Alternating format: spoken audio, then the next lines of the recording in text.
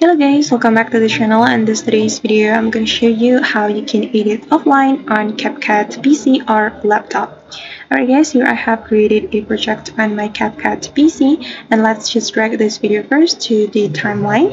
Okay, and if you want to edit your CapCut video offline, you won't be able to access some features on CapCut, and I'm going to show you what kind of features you cannot access when you are offline.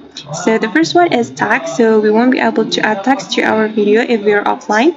The second one is stickers, and the third one is effect, and the fourth one is transition. And as you can see that we cannot access the transition, and the fifth one is filters, so we cannot access filters to be added to our CapCut video.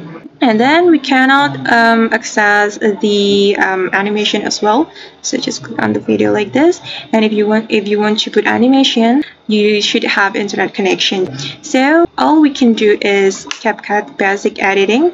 So we can only edit the video with the features available here.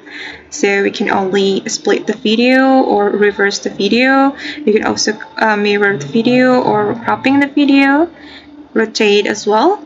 And then you can also speed up your video if you are offline.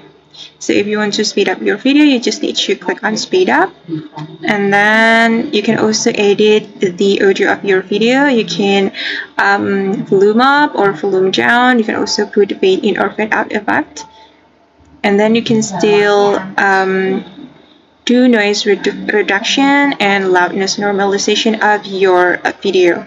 Okay guys, and I'm going to show you what kind of editing that we can try when we are offline. So for example, I'm going to cut the video like this, and then I'm going to crop the video as well like this.